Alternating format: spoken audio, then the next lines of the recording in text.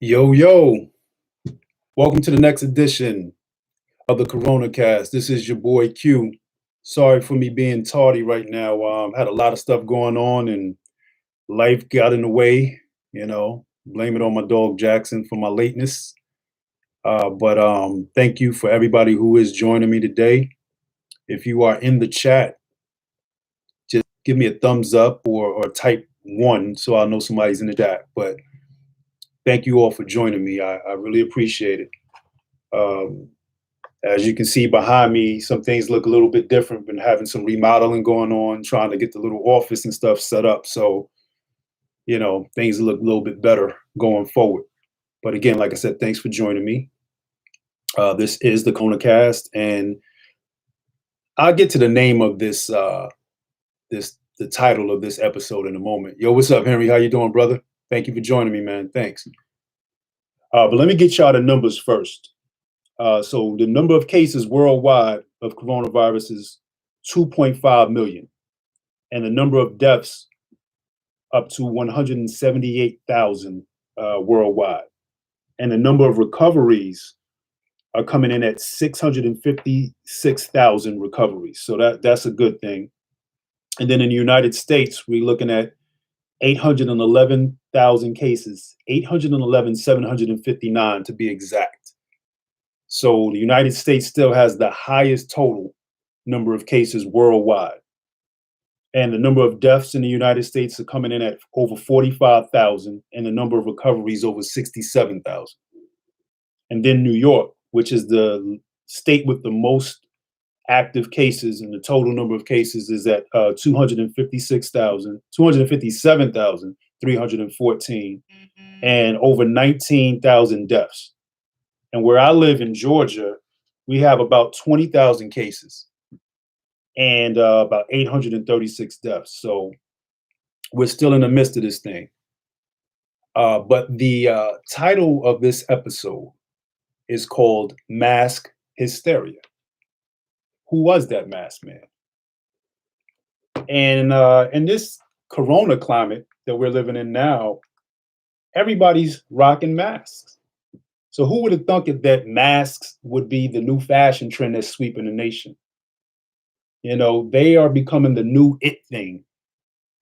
We got all kinds of masks and what have you. We have designers like Gucci and Gap making masks. It's crazy, but this is what we're living in, and this is one of my masks. This is something, an old relic I dug up out of my dad's toolbox, respirator mask. So we got props today, y'all. But that's what it is, masks, y'all. So I hope everybody has one. But this is what's trending right now. I mean, there's all kinds of masks. I've seen families walking around with identical masks. Like I seen a family with these pink little respirators. It was all good, man.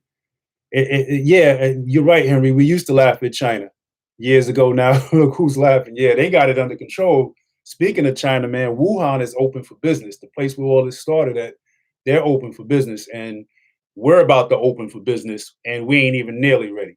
But that's a subject for another time. But yeah, man. But these masks, y'all. I mean, like my daughter, she's 18. She's about to start making them. She's into fashion and everything anyway, but she's about to start making masks. And I've heard some of my neighbors on certain apps saying that they're making masks. So this is like the thing right now, And as I said in previous streams, this type of stuff is going to be with us for a while, y'all. We're not going to, just go back to life as normal. So like what me and my wife has decided to do is like, even once they start lifting these bans and restrictions, we're going to still keep our masks either on or keep them in our back pocket. And if the people around us start getting too many, we're going to just kind of, reach in that back pocket and grab that mask.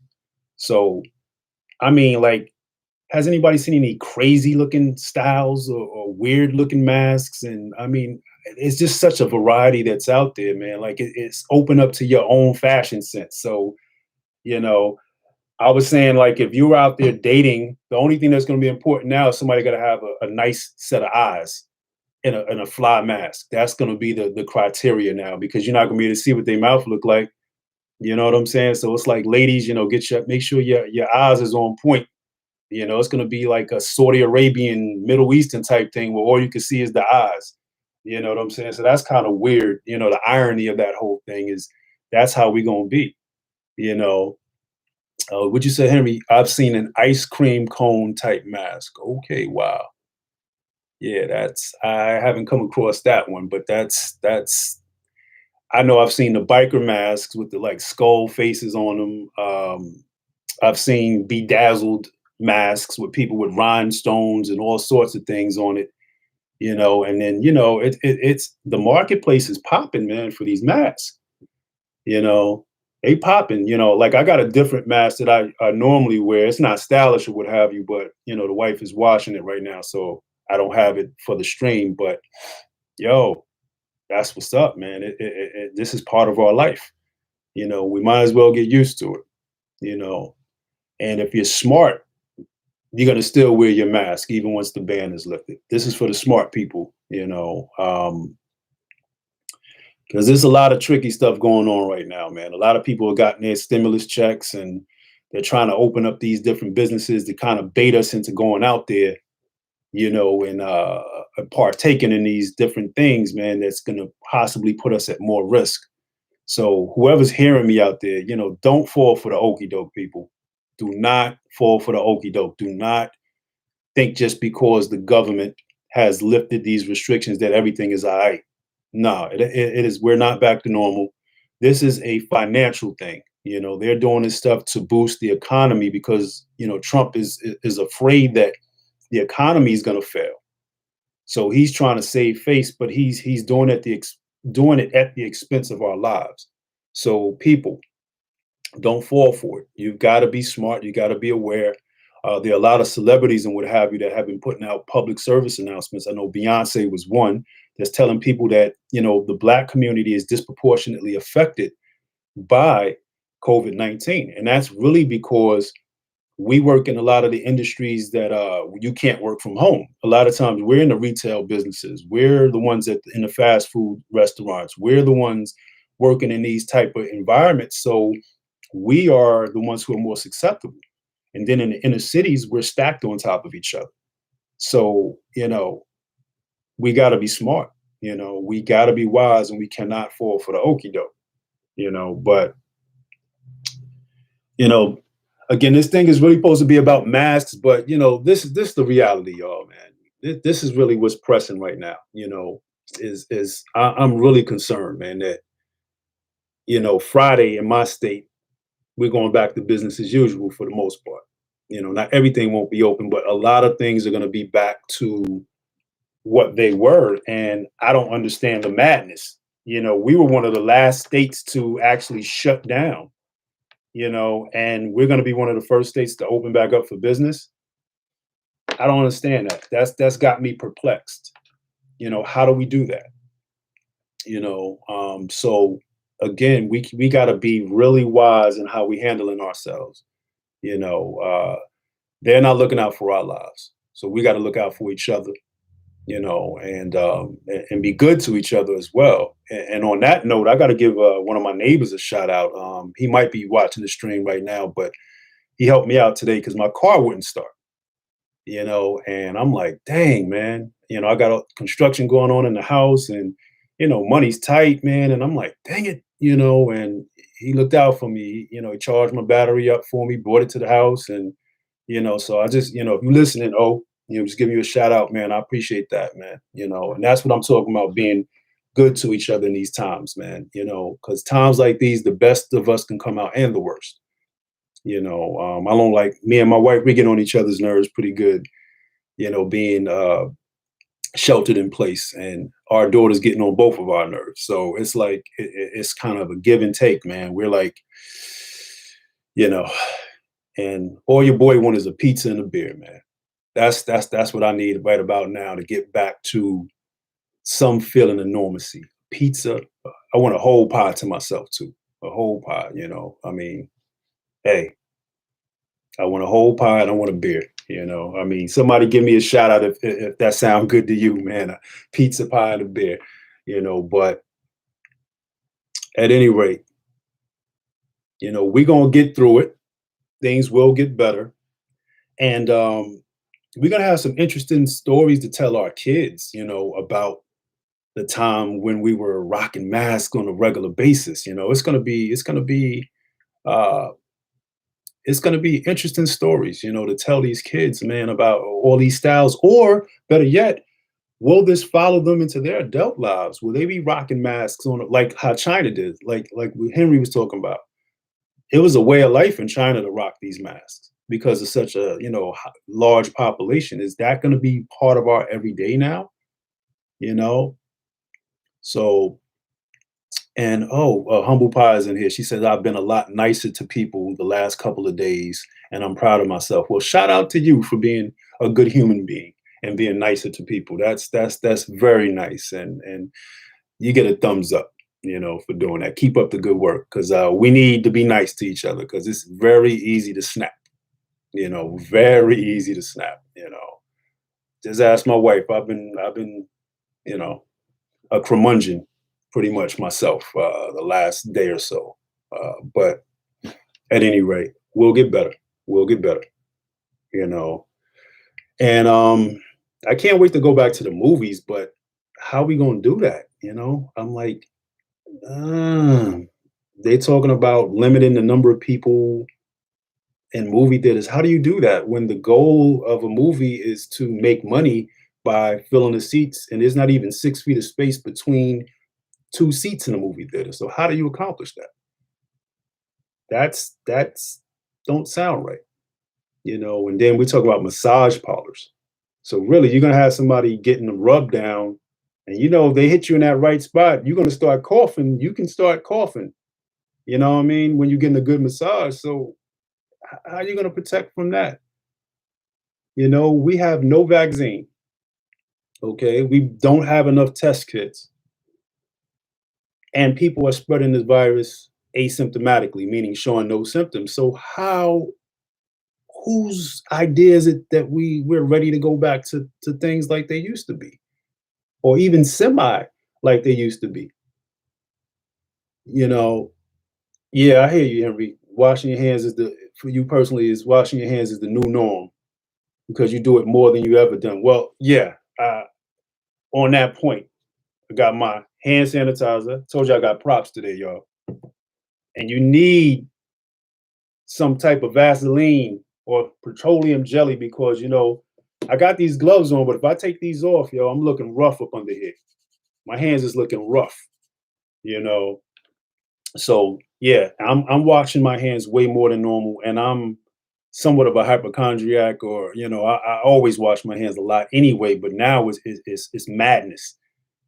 It's becoming to like anxiety sometimes. Like I feel like I keep recontaminating myself. I wipe one thing, then I touch the thing that it's crazy. It's a vicious cycle. So, like mental health check right now, you know what I'm saying? Like trying to get through that because it starts playing with your mind, folks. You know, oh yeah, I hear you, Humble Pie. Yeah, you heard there could be a second wave and it could hit us harder. Yeah, I seen that in Apple News. They had a little feature on that today. I kind of looked at that, saying that they feel like a second wave will be coming. And from some people's opinion, it can be worse than the original wave. And part of that too is, folks, is because we'll drop our guard. It's easy to start thinking everything is the way it was because you see more people hanging around now. Oh, we must be good. You know, Listen, we can't put our lives in the hands of the government like that. And I'm not anti-government, people. It's not like that. But at certain points, you have to take your own life in your own hands and do what's in the best interest of you and your family. You can't leave it up to someone else to do that for you. And they're not looking out for our best interest. They got it wrong right now, folks. It's evident. Like I said, a little while ago, if there are no test kits, if I say I want to get tested right now, they're going to tell me I have to jump through a whole bunch of hoops. I got to literally be, God forbid, on death's door, you know, in order to get a test.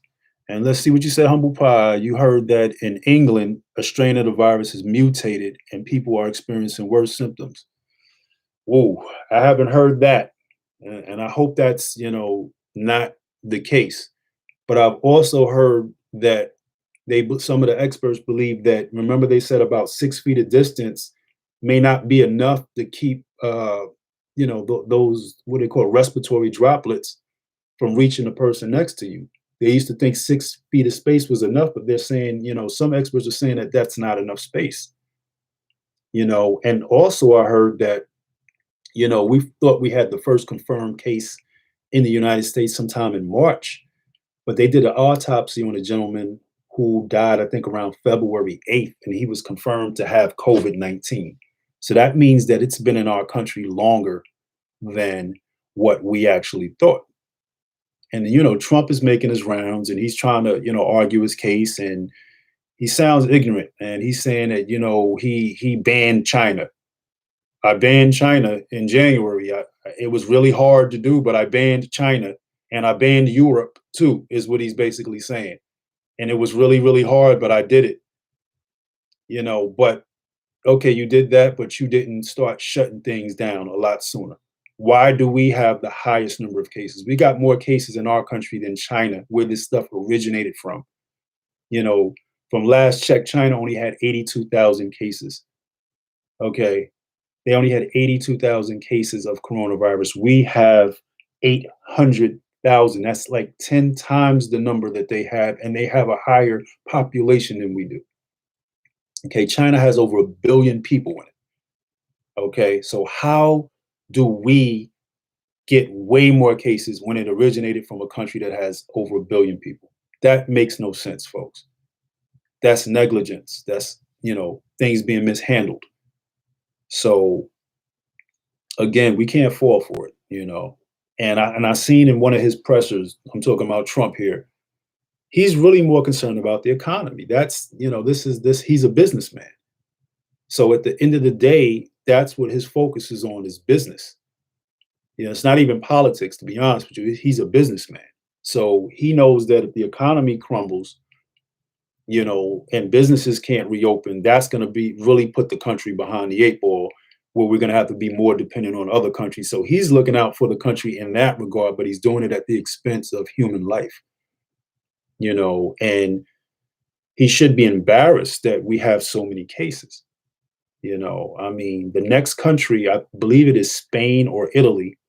And again, do your own fact finding, but I believe it's Spain or Italy, and they have 200,000 cases, which again, that's even more than what China has. But at the same time, we've got 600,000 more cases than the next country near us.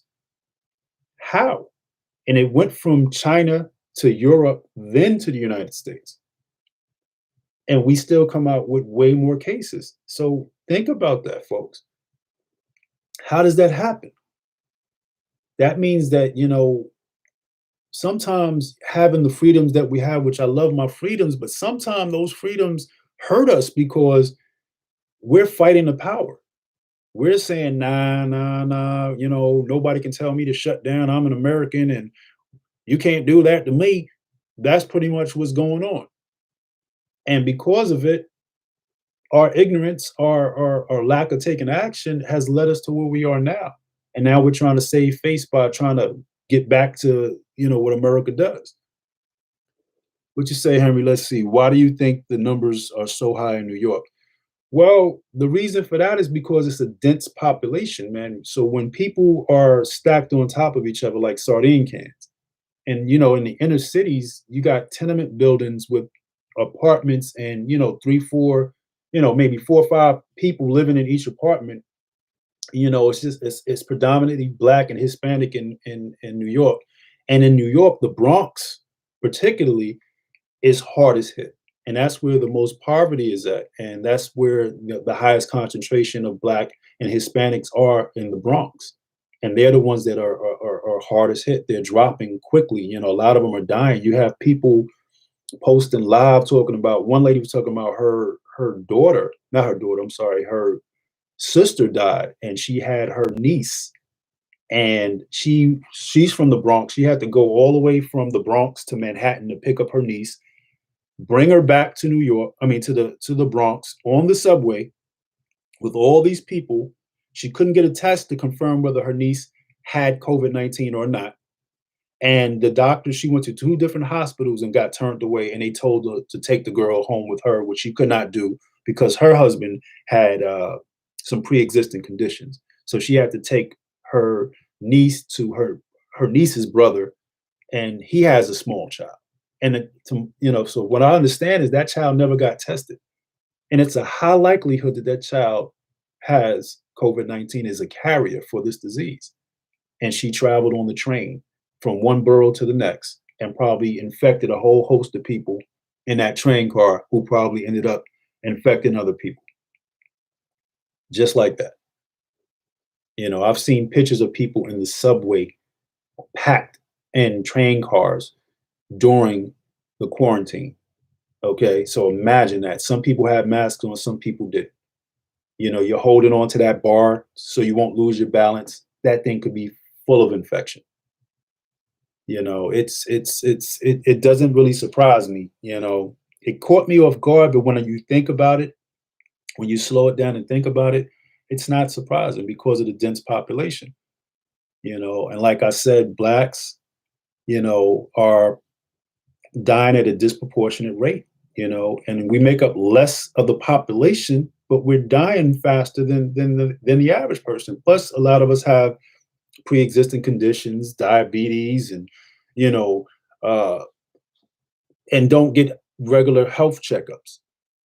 That's something in the black community that does not happen very often. We don't go and get checked out, for different reasons, financial reasons. Some of us cannot afford health care, a variety of reasons. But regardless of what they are, we don't get the medical care that we need. We don't take care of ourselves, or sometimes we can't afford to take care of ourselves like other people do. So we are the ones who are affected. And I really believe that opening these businesses so soon is kind of a way, it could be like a form of population control, because they know a lot of us are going to take the bait. They give us $1,200 and open the businesses and say, hey, prices are, we're going to cut everything half price, come get this, and we can die off that way.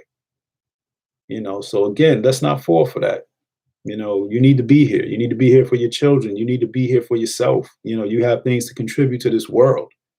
So let's not fall for that. Let's not take a couple dollars and give our lives away for that money. You know, go out, get the essentials you need, get back to the house, get back to where you need to be, and let's survive this thing. Let's be smarter. But anybody got any other questions or anything you want to talk about? Anything. Let me know how it's affecting your life, because that's what the podcast is about. This is about how is coronavirus affecting you and me. How is being sheltered in place affecting you? How is the isolation? How is not being able to do the things you normally do? You can't travel. You can't, really go see loved ones that are not in your household. You can't put your arm around somebody that you love, you know, because of this, you know. Uh, and how many of us are shell shocked every time we hear a cough? I know I am. I mean, it's like, and I'm embarrassed to cough. I had to go run an errand today and pick up some building materials for my house. I had the mask, the respirator that I showed you guys. I had it on, and I started violently coughing. But it's allergy season for me. And I suffer from allergies real bad. But I'm like, dang, I'm kind of embarrassed right now. I'm sitting here coughing. These folks probably think I'm sick. It's scary, man. Like, you can't stop yourself from sneezing and coughing, but you know, I had to just kind of hold my head up and keep it moving. But I'm like, dang, man, they probably think I'm sick. And come on, I know I'm not the only one. I know, you hear somebody cough, you probably looking at he got corona or she got corona. And it's not right, but that's being human. We can't help that, you know. Just like, when AIDS first came out, people were freaking out, with AIDS because we didn't have enough information. We didn't know how, uh, it was spread, and we basically were ignorant to it. And that's kind of the phase we're in now. We're in the ignorant phase of this virus. We're in the ignorant stage. And ignorant, for those of you out there, does not mean stupid. It means unaware. So we are unaware. We're still learning. And like Humble Pie mentioned earlier, like mutations. We don't know if this thing is going to mutate, and change and change the way that it affects us. We don't know yet. It's too early to tell. And then we have the summer coming, and in the winter months, there's a chance that it can spike back again. So we just really don't know, folks. We don't know, and with lack of knowledge, we can't reopen everything. We can't go back to the norm. And if you think about it, opening skating rings and recreational places, that's going to draw children too, especially with parents getting tired of the kids being at home, and they're going to want to give them something to do. So a lot of parents are going to take that bait and take their children and expose their children to these places. you know so I pose this question: if it's not safe to open the schools, right, why would it be safe to open a skating rink or some type of recreational place like this? But let's stay on a subject of a skating rink. Why would you open that up? If somebody coughs and you're flying around the skating rink, you're going to ride right into their cough, right there. It's boom. You're not even going to have the opportunity for the 6 feet. People are going to be flying around that skating rink, just infecting each other. That's crazy, man. Like, why? And so for whoever is out there that have these businesses, if you're ever hearing this cast, don't be a fool, man. Don't open up your business and risk your customers. And I know it can be hard. You got bills, you got different pressures on you, but you have the ability to save people's lives by keeping your doors shut. Because how are you going to social distance in a skating rink or an environment like that? You're going to let only 6 people or 10 people in at a time? It's going to cost you more to turn the lights on than the amount of money that those 10 people are going to pay. So that you're not making your money that way. You're actually spending more money to open your business. You know, and one of the individuals I spoke to today was telling me that, and I agree that even the grocery stores are dangerous because like produce are exposed. So someone coughs or sneezes, that stuff can get on your produce. So, when you buy your fruits and veggies and what have you, make sure you are cleaning those things off, you know, because you don't know who was just standing there, who was handling that, who was touching that, picking up the cucumber, checking out, that plum or that apple, holding that green, that was it, green onion or whatever in their hand. You don't know.